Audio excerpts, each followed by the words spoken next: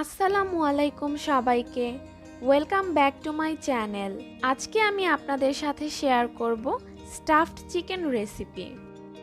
Chicken ব্রেস্টের মাংস খেতে আমরা অনেকেই পছন্দ করি না, কেননা রান্নার পরে মাংসটা অনেক বেশি ড্রাই হয়ে যায় আর খেতেও ভালো লাগে না।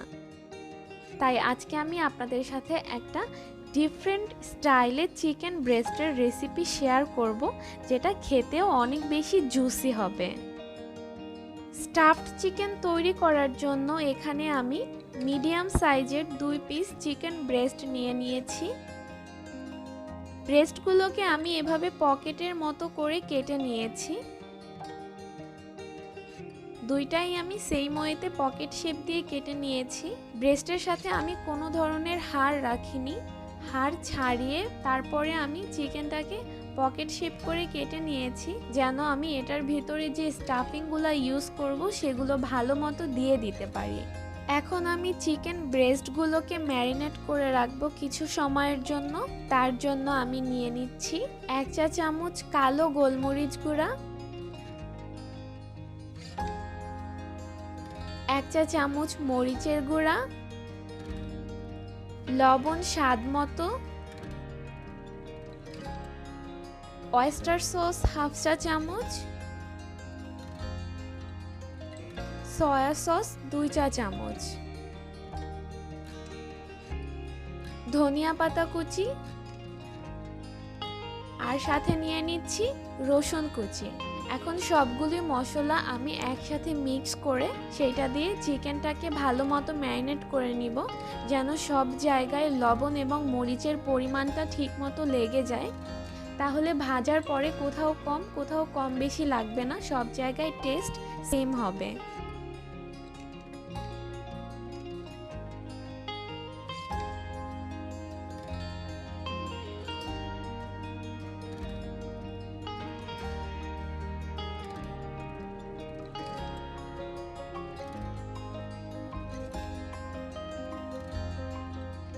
স্টাফিং তৈরি করার জন্য এখানে একটা বোলে আমি মোজরেলা চিজ নিয়ে নিচ্ছি 1/2 কাপ পরিমাণে, মাশরুম কুচি নিয়ে নিচ্ছি 1/2 কাপ পরিমাণে। এখানে আমি ক্যান মাশরুম ইউজ করেছি, আপনি যে কোনো ধরনের মাশরুম ইউজ করতে পারেন। সাথে নিয়ে নিচ্ছি পেঁয়াজ কুচি 1 চা চামচ,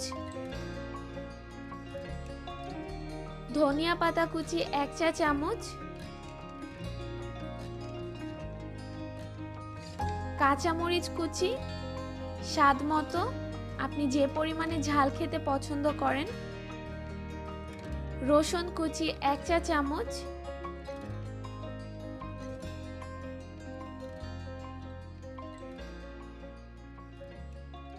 লবণ পরিমাণ মতো। লবণটা এখানে আমি একটু কম ইউজ করব, আমি যে মোজারেলা চিজ ইউজ করছি এবং সয়া সস দিব তার মধ্যে অলরেডি সল্ট দেওয়া থাকে। আর সাথে দিয়ে নিচ্ছি আমি গোলমরিচ গুঁড়া 1 চা চামচ,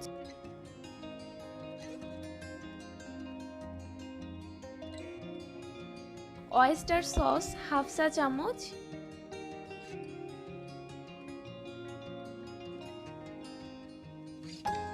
সয়া সস 2 চা চামচ। এখন আমি সবগুলো স্টাফিং ভালোভাবে মিক্স করে নেব।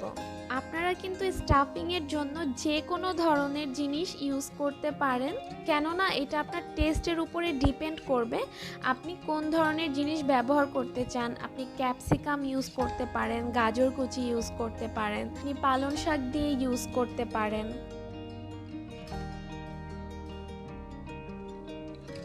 আমার চিকেনের স্টাফিংগুলো তৈরি হয়ে গিয়েছে, চলুন তাহলে আমরা এখন স্টাফিং করে নেই।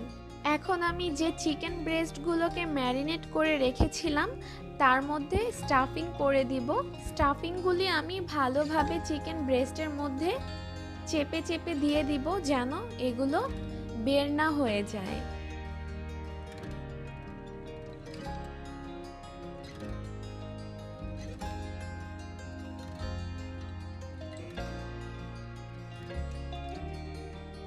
আমি স্টাফিংগুলো চিকেনের মধ্যে ভালোভাবে দিয়ে দিয়েছি। এখন আমি চিকেনটাকে সিল করে দিব।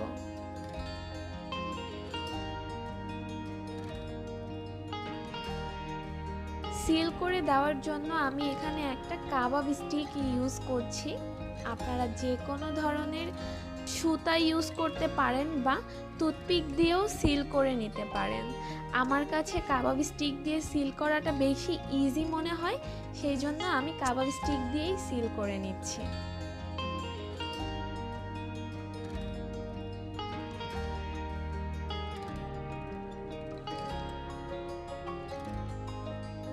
চিকেনটাকে কিন্তু এখনই দেখতে অনেক জুসি আর ইয়াম্মি লাগছে।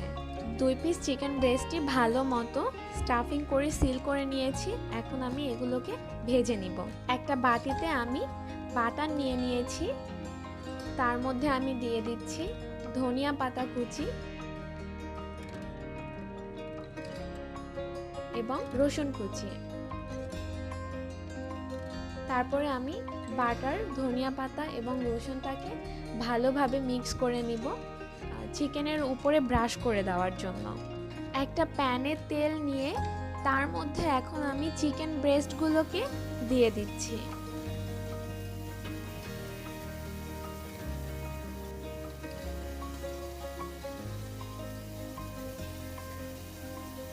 এখন আমি যে বাটার এবং গার্লিকের মিশ্রণটা তৈরি করে রেখেছিলাম সেইটা একটা অয়েল ব্রাশের সাহায্যে চিকেনের উপরে ভালোভাবে লাগিয়ে দিচ্ছি। প্রথমে আমি লো হিটে চিকেনটাকে 2 মিনিটের জন্য উল্টে পাল্টে ভেজে নিব।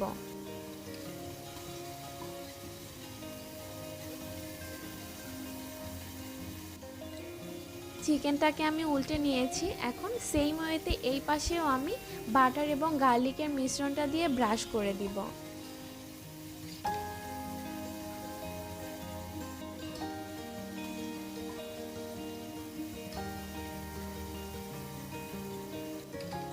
এখন আমি মিডিয়াম হিটে চিকেনগুলোকে 4-5 মিনিটের জন্য উল্টে পাল্টে ভেজে নিব।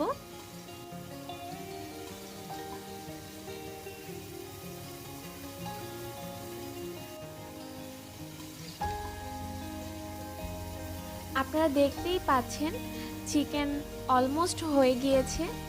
চিকেনের কালারটাও অনেক সুন্দর চলে এসেছে। আমার চিকেন ভাজা কমপ্লিট। এখন আমি উপরে আবার বাটার এবং গার্লিকের মিশ্রণটা দিয়ে ব্রাশ করে নামিয়ে ফেলবো।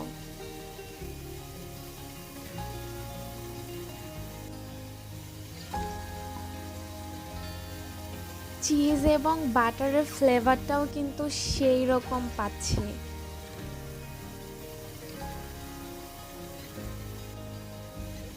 এখন আমি চিকেন থেকে স্টিকগুলোকে বের করে নিব। তারপরে আমি কেটে দেখিয়ে দিচ্ছি এটা ভেতর থেকে দেখতে কতটা সুন্দর হয়েছে আর জুসি হয়েছে।